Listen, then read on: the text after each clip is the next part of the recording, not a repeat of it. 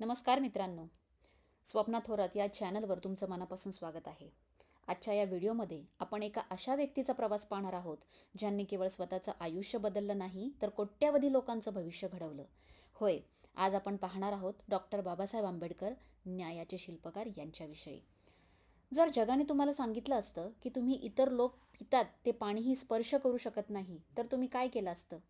हार मानली असती? की मग अशा व्यक्तीमध्ये बदललो असतो, ज्याने 140 कोटी लोकांचं नशीब बदलून टाकलं? शाळेत त्यांना वर्गात बसू दिलं जात नव्हतं.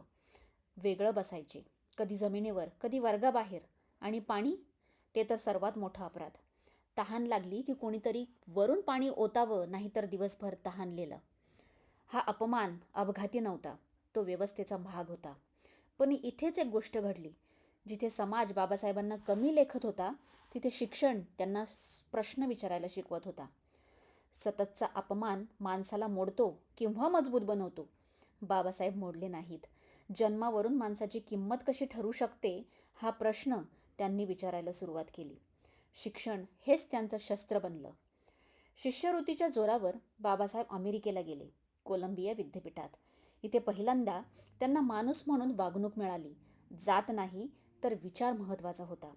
अर्थशास्त्र, राज्यशास्त्र, समाजशास्त्र, तत्त्वज्ञान या सर्व विषयात त्यांनी प्रावीण्य मिळवलं. यानंतर लंडन स्कूल ऑफ इकॉनॉमिक्स, कायदा, संविधान, प्रशासन, जगातील अत्यंत शिक्षित व्यक्तींमध्ये बाबासाहेबांचा समावेश झाला.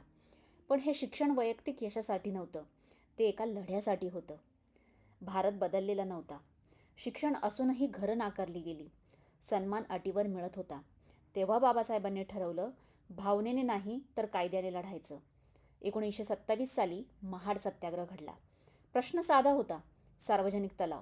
पण अर्थ मोठा होता. सार्वजनिक म्हणजे सगळ्यांसाठी. बाबासाहेबांनी 14 तळ्यातून पाणी घेतलं. ते पाणी नव्हतं, तर तो अधिकार होता. नंतर तलाव शुद्ध करण्यात आला. पण बाबासाहेबांनी समाजाचं डोकं शुद्ध केलं होतं. याच वर्षी त्यांनी मनुस्मृती जाळली. कारण अन्याय करणाऱ्या परंपरांना मान्यता देणं हेही गुन्हाच असतो. 1930 ते 1932 दरम्यान लंडनमध्ये राऊंड टेबल कॉन्फरन्सची ही घटना. बाबासाहेब इथे भीक मागायला गेले नव्हते, ते संविधानिक हक्क मांडायला गेले होते. राजकीय स्वातंत्र्य अपूर्ण आहे जोपर्यंत सामाजिक समानता नाही, असं त्यांचं ठाम मत होतं. दलितांसाठी प्रतिनिधित्व, सुरक्षा, अधिकार हे त्यांनी ठामपणे मांडलं. त्यांची लढाई ब्रिटिशाविरुद्ध नव्हती, तर सामाजिक अन्यायाविरुद्ध होती.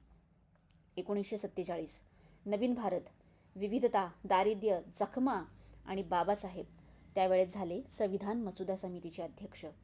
जगभरातील संविधानाचा अभ्यास करत, तासनतास चर्चा, अनेक विरोध करत त्यांनी संविधान पूर्ण केलं. एक संविधान ज्यात माणूस परंपरेपेक्षा मोठा आहे. कारण त्यांनी संविधानाला आत्मा दिला. समता, स्वातंत्र्य, बंधुता, अस्पृश्यतेचा अंत कायद्यात केला. हक्क केवळ शब्द नाहीत, तर अंमलबजावणी आहे. बाबासाहेब म्हणाले होते, संविधान नैतिकतेशिवाय लोकशाही टिकत नाही. म्हणूनच ते भारतीय संविधानाचे जनक आहेत. आणि मग 1956 साली बाबासाहेबांनी बौद्ध धम्म स्वीकारला. हा धर्मांतर नव्हता, ही मुक्ती होती. समता, करुणा, विवेक हेच त्यांना हवं होतं. लाखो लोकांनी त्यांच्यासोबत बौद्ध धर्म स्वीकारला, स्वाभिमान परत मिळवण्यासाठी. बाबासाहेबांचे विचार भारतापुरते मर्यादित राहिले नाहीत. नेल्सन मंडेलांसारख्या नेत्यांनी कायद्याला अन्यायाविरुद्ध शस्त्र मानलं. वेगळे देश, पण लढा एकच. बाबासाहेबांनी परिपूर्ण समाजाचं स्वप्न दाखवलं नाही, त्यांनी न्याय सुरुवातीला पाया घातला. आजही त्यांचे विचार अस्वस्थ करतात, कारण ते सत्य आहेत. पाणी नाकारलेल्या मुलापासून राष्ट्र घडवणाऱ्या विचारवंतापर्यंतचा हा प्रवास आपल्याला एकच गोष्ट सांगतो, न्याय कधी दिला जात नाही, तो मिळवावा लागतो. जर हा व्हिडिओ तुम्हाला विचार करायला भाग पाडत असेल, तर तुम्ही आधीच बाबासाहेबांच्या वारशाचे भाग आहात. स्वप्ना थोरात या यूट्यूब चॅनलला सबस्क्राईब करा, कारण अशाच विचार बदलणाऱ्या कथा मी तुमच्यासमोर घेऊन येणार आहे. कारण काही पाऊलखुणा कधीच पुसल्या जात नाही. तर भेटूया पुढच्या व्हिडिओमध्ये नवीन माहितीसह आणि अनेक महापुरुषांची माहिती घेत, इतिहास सर्वांपर्यंत पोहोचवत. धन्यवाद.